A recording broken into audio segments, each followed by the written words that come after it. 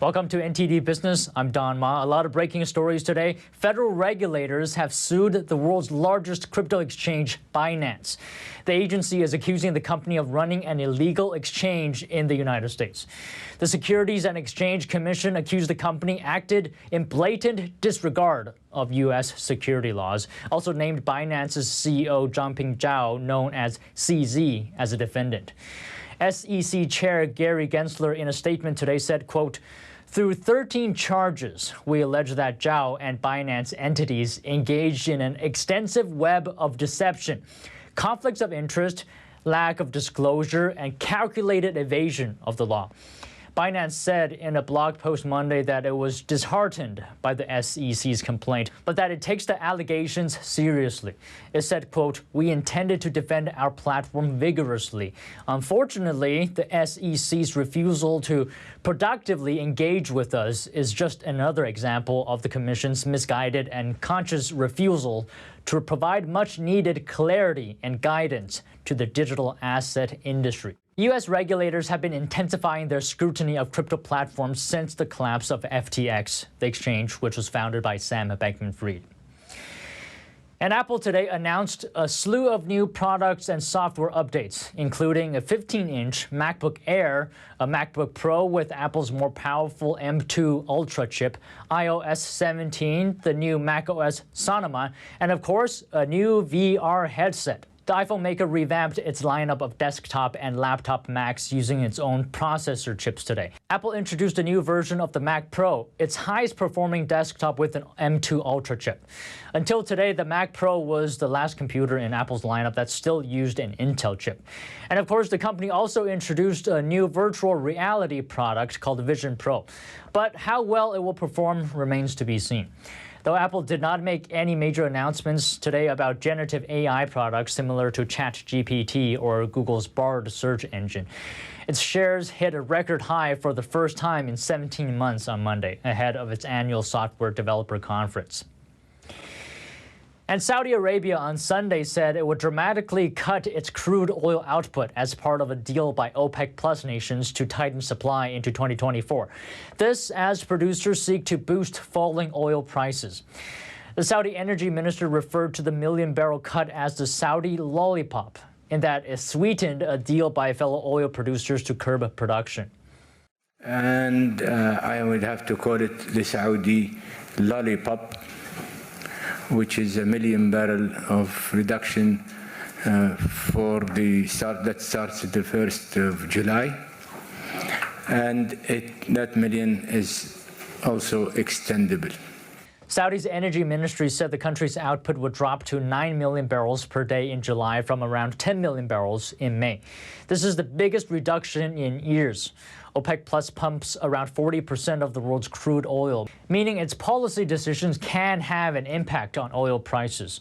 A surprise cut to supply in April briefly sent international benchmark Brent crude around $9 higher. But prices have since retreated under pressure from concerns about the weakness of the global economy and its impact on demand.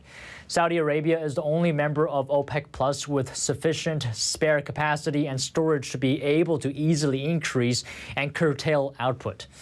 And here to talk to me is Patrick Dejan, petroleum analyst at Gas Buddy. Now, the previous OPEC Plus oil production cut we had did have an impact on gas prices, but an argument can be made whether it had a long-term sustained impact on gas prices. So I'm wondering, how should we feel about this one, Patrick? Well, there probably will be a negligible immediate impact. Oil prices are trading up, as is expected after such an announcement.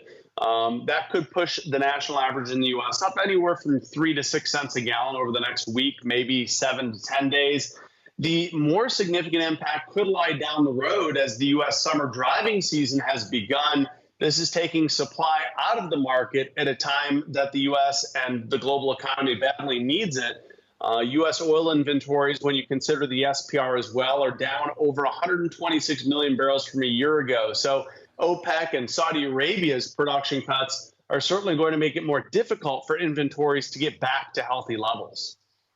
So what you're saying is the impact of the production cut will have an impact to a degree, but The bigger thing that we should be concerned about is the summer season right around the corner. Yeah, most certainly. As summer progresses, every day there's going to be less supply in a market that is looking stronger than anticipated. Jobs numbers continue to look good. The U.S. economy continuing to avoid the recession level. And that is going to put more pressure on inventories as we get into the bulk of the summer driving season. As demand goes up, supply is now going to be curtailed in the months ahead, led by the July cut from Saudi Arabia of over, or I should say, 1 million barrels that they could extend into August. So I wonder if there's going to be a counterbalance to the upward pressure on oil prices, because we're talking about an upcoming recession, slower economic outlook. China's recovery has been, slow. Is that going to offer some relief to gas prices at the pump? Well, it certainly could. As you mentioned, the recovery in China has been relatively slow, and the U.S. economy is still struggling through some banking sector concerns, and interest rates may continue to go up here in the weeks and months ahead. So that is certainly on the opposite side of the oil production cut that could, again, start to lead to some inflation in the months ahead should oil consumption continue to accelerate amidst the U.S. economy that in some ways is certainly a little bit stronger than anticipated. So now, if we take in all these factors, where do you put gas prices in the coming months?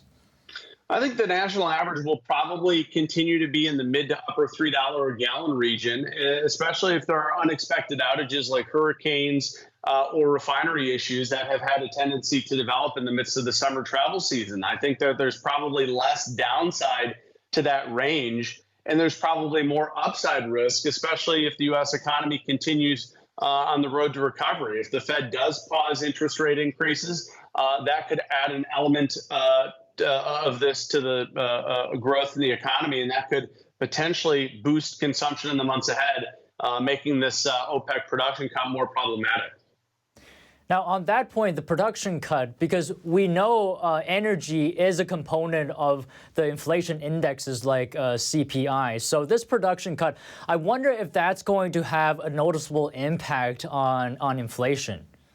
Well, it certainly could. And it's really all in the consumer when the consumer reacts to things like federal policy as well. So if the Fed does start to slow down interest rate increases, or if it stops or potentially even reverses interest rates, then we could see a healthier consumer, which would then put the price of oil in this production cut more on the line. That is, this production cut really could have more of an impact pushing oil prices higher if the Federal Reserve doesn't act to continue to slow and sequester the economic recovery that we've seen. All right, just one more thing. Let me get your best guess on what the Biden administration's reaction will be on all of this. Well, it certainly is going to make things a little bit more challenging and put the administration in more of a box than before. Now, Secretary of State Blinken is heading over to Saudi Arabia this week. It certainly could add an element of discussion that we could see unveiled here at this point later this week. But it certainly does add a little bit of pressure to the administration. They did have a plan to refill the SPR. They had hoped to do so. But now with OPEC continuing to hold a very tight line on oil production, oil prices may not get down to the range that the administration wanted to refill the SPR. All right, thank you so much, Patrick. Gas Buddy, great seeing you again. Thanks for having me. Now, Goldman Sachs analyst said the meeting was moderately bullish for oil markets and could boost December 2023 Brent prices by between $1 and $6 a barrel. Now, this is depending on how long Saudi Arabia maintains output at 9 billion barrels per day over the next 6 months.